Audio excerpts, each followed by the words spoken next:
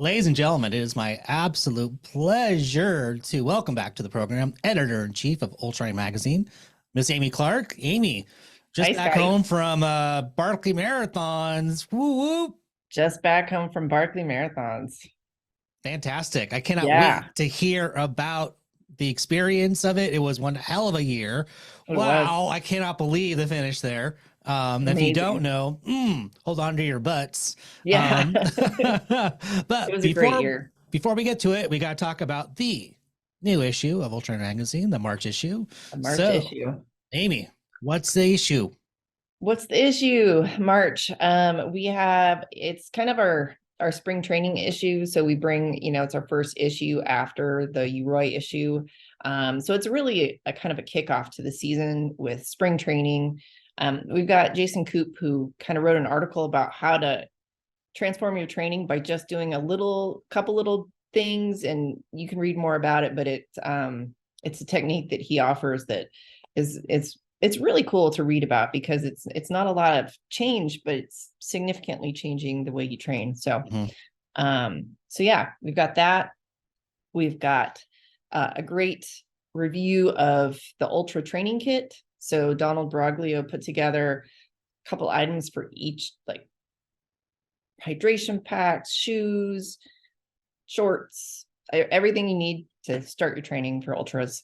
Now, would you call that would that be for someone who's more of a newcomer to the sport, or does this apply to everybody? It applies to everybody. Yeah. It's kind of a smattering of Donald's favorite gear. So, but it can all be used for anyone new, experienced. Yeah. So Very it's great. cool. Yeah. And then Here, take more money. Here's more money. more, just keep spending. Yep. My, It's springtime. You yeah, gotta really right. Come on now. invest, right? No, that was last year's color. I need this. I need this other thing up here. My honey's gonna kill me. Okay, moving on. We also have a great feature on. It was written by Todd Adelot, who is a writer in New York City. And if you remember the Warriors report that we have talked about in the past, Yes. Oh my he's God, I the race so want to director for do this. this. Warriors, come out Yeah. and play, yay! Okay, so that's a reference to an old movie from 1980s. It's a like, it is what it's a cult. It's a cult movie. Cult movie. Yeah. But 1970s, probably, is right? it maybe I think it's the late 70s. 70s? Yeah. Yeah, right Yeah. in Yeah. there. Yeah. But it's about this this gang that looks like the Village People. Honestly, Yeah. they have to go through all the different boroughs in New York at nighttime for I don't know what reason. They're getting chased by the other gangs. Oh, that's right, they're getting chased by all these other Yeah. gangs. They're like, Yeah. so they're all being chased after dudes like wearing like baseball helmets and carrying bats and There's like so many different gangs with so many different costumes in this movie. It's ridiculous. it is. It's like we went to the local Goodwill. We found everything we could possibly find. That's ridiculous. Or a costume shop. And now we're all being chased by these maniacs. Exactly. But that movie inspired this ultra, which takes place in New York City at nighttime, At nighttime. where you have to run, and I believe you're being chased by.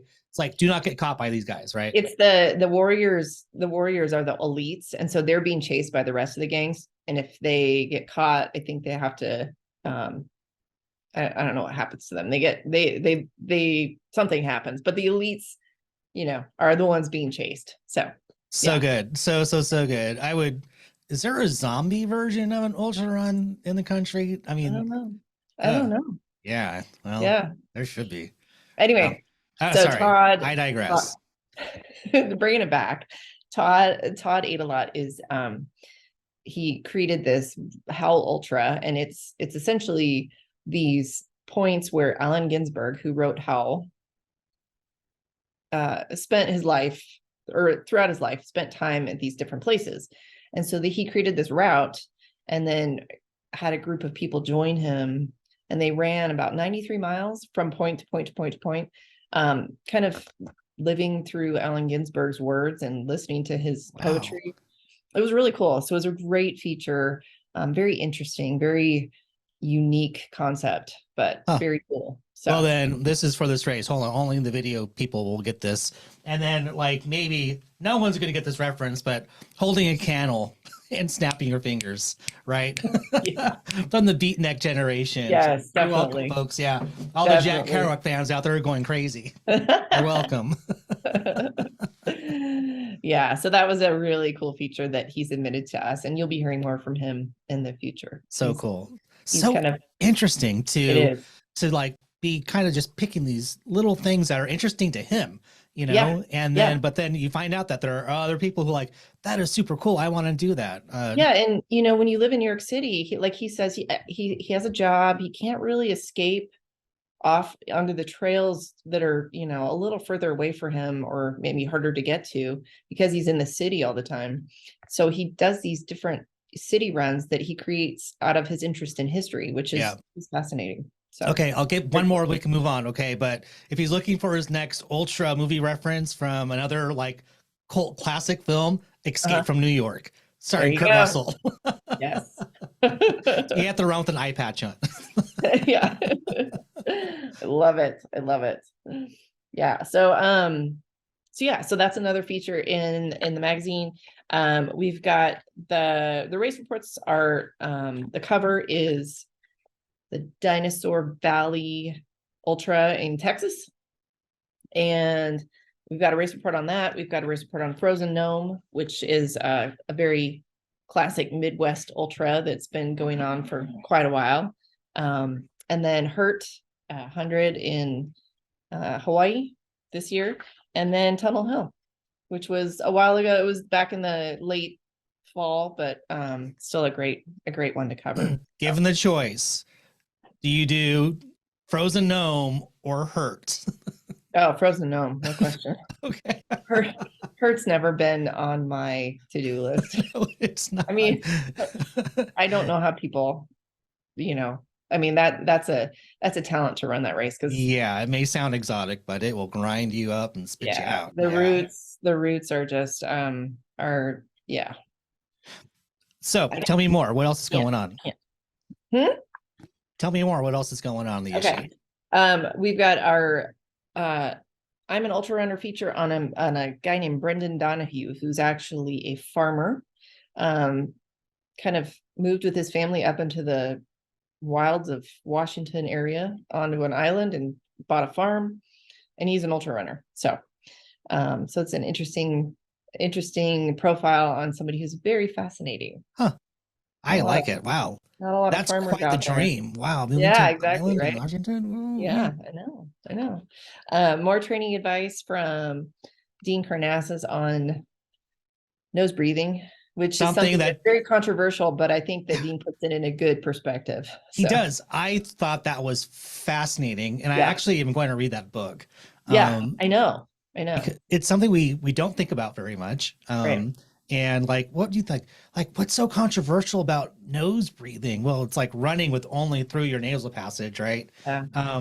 But like, I have a deviated septum, so like I do not get enough oxygen into my body, which really does affect me in so many different ways. Yeah. Yes, I actually need to go see an ENT about it. I don't want to talk about it. No, I know it's one of those things where you don't think about the way you breathe. You don't think about which area you breathe out of more. I was told back when I was running cross country in college that you should breathe out your nose and breathe out your mouth, and it'll help you run. And I never could figure it out. I was like, really? I don't know how this is supposed to work. No, I started doing that. I started gasping, and then I'm done. As a college kid, you're just like, okay, I'll try it. And then you're like, no, you just keep doing what you're doing. But yeah, no, there's a lot of research into it. And I don't think it's necessarily it's controversial, but I think Dean puts it in a good perspective. Is it controversial because people don't like give it merit, or what is the controversy? I don't think that the benefits have been proven on nasal breathing as far as, increasing your ability to maximize your VO2 max. I don't know. I honestly, I can't tell you, but it is controversial. Well, maybe a podcast episode counterpoint of of the study. I think, well, I could get into it, but that's just me. Yeah. No, I just don't think it makes people better runners, or it's been proven to make people better, more efficient runners, but who knows? Yeah. So. Okay. So anything else to mention otherwise? Because we got to get to Barkley's. No, yeah, I'm good. It's a great issue, and there's tons of training stuff in it. So yeah, all about coaching and everything else. So definitely pick it up and take a look. Yeah. And if you have a fun. pal who's like getting into the sport, like, I don't know much about this, point Yeah. them to this issue, for crying out loud. Like, this could really help them a lot. So, Yep, so do your part. Yes. Spread the knowledge. Okay. So holy moly, Lazarus rises again. Yes, Barkley. As most people are aware at this point, Barkley finished up on Thursday night, and it was a successful. Runners beat the Barkley this year. 3 runners, in fact. It was Aurelian Sanchez, and he came in first. John Kelly, who's a previous finisher, came in second, and Carl Saab came in third. Damian Hall, who I saw go out on his 5th loop, ended up coming back after leaving. He came back. Jasmine Paris, who has previously finished a fun run, actually finished her 4th loop this year, but did not make the cutoff, so it doesn't really count. But she's the only woman besides Sue, I believe it's Sue Johnston, who did went out on her 4th loop in 2001, and I don't think she finished it. So Jasmine really is the only one to finish. So there's a lot of mystique, I think it's fair to say, that surrounds this race, and for a good reason. So can you give folks who are not familiar with this race just an overall sort of view of what the race is about, and what makes it so unique? Yeah. So the race was started in 1985, by Gary Cantrell, who is known as Lazarus Lake now. Gary was born, I think, in Alabama, but lives in Tennessee. And Tennessee at the time didn't have a lot of ultras. And Gary was already running ultras at that time, trying to come up with new races on his own, and had been spending a lot of time in Frozen Head, from what I was told, just with his friends running, and also with the mystery behind. So nearby is a place called Brushy Mountain State Penitentiary. It's an old penitentiary prison that closed back in 2009, but it was open way back in I think the 1800s. And James Earl Ray, who was the accused killer of Martin Luther King Jr. Martin Luther King Jr. Sorry, gotta get all that straight. It's okay. It's a lot to compress, right? Yeah, Frozen Head, Martin Luther King Jr., Lazarus Lake, all these names. James Earl Ray was the accused killer. He was based out of that prison, or that's where he was held. He escaped in 1977, spent, I want to say, like 5 or 6 days out in that Frozen Head area, which is now the course of the Barkley, trying to escape and get out of that area, but could not find his way out. And so Laz's inspiration from that escape was the Barkley.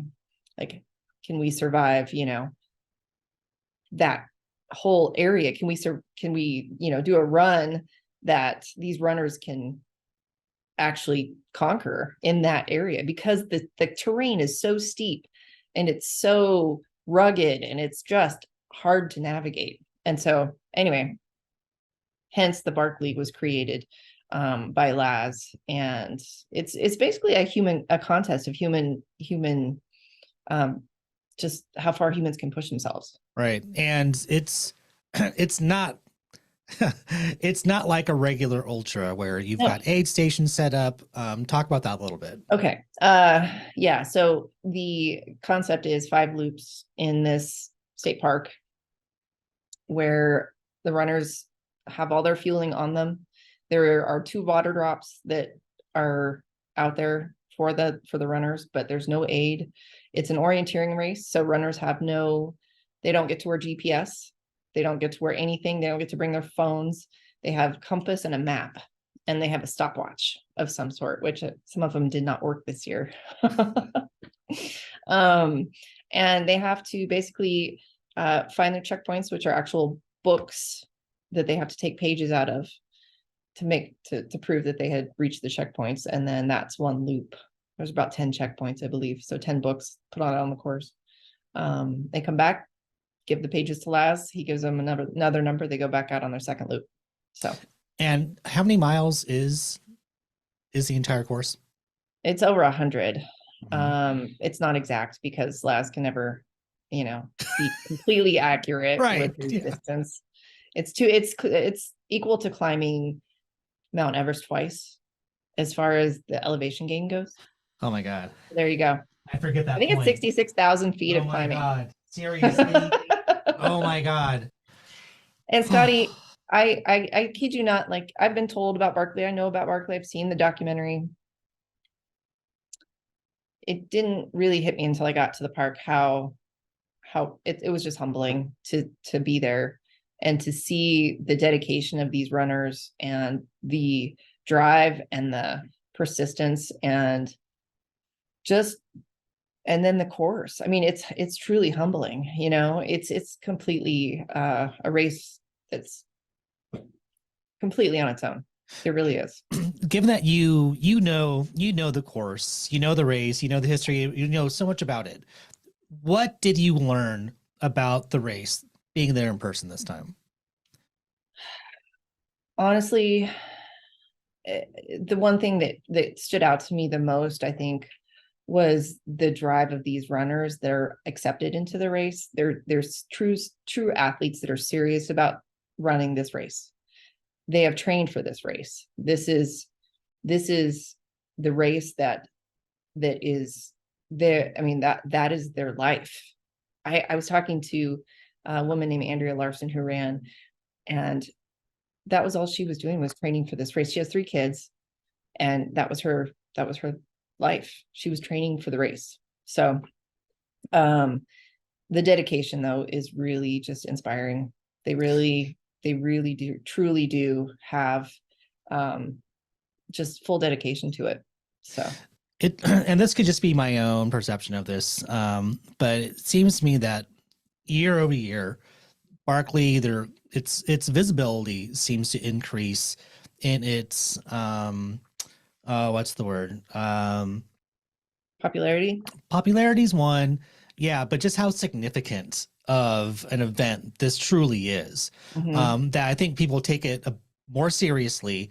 I think because there's so many just nuances to it that are so unusual. It is the penitentiary, it is the escape from there. It's Gary, and just like how maniacal this course truly is, and like there's no real course. You got to find pages, and then if you got to tap out in the yellow gate, and all of that. And it was like it seemed kind of fringy, but honestly, I'm gonna clarify things because I was able to kind of get more of a sense for the race since I was there. It's very easy to see how this came about with Laz. He's a former coach. He was coaching middle school and high school kids for 25 years.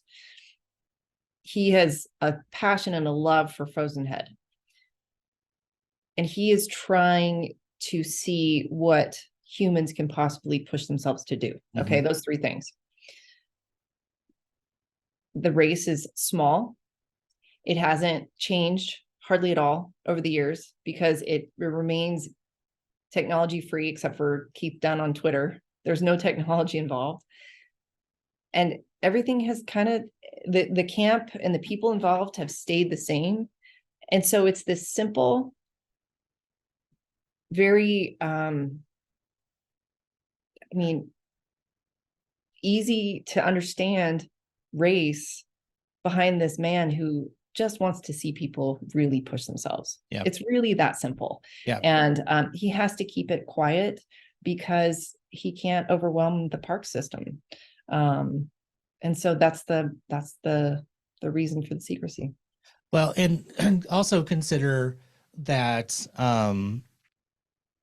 boy, my brain is not firing all cylinders. No, it's okay. It's okay. I'm trying to get it all out, but coffee. I can't. No, you're simplify. You're doing a great job. It's how often do we take something that is so so special and unique and starts to resonate with a lot of people, that people want to change it because they say, right, how can we make this better? Yes. What can we do to improve upon this? Right. Where and that's something that I think we're losing a little bit, in this sport, when there's so much like it's not necessarily, it has its place, but just like, hey, look at me, you know, look what I'm doing. We're making this thing so popular. We've got t-shirts and stickers and whatever, right? And so we're turning into a brand, and that's good for its own thing.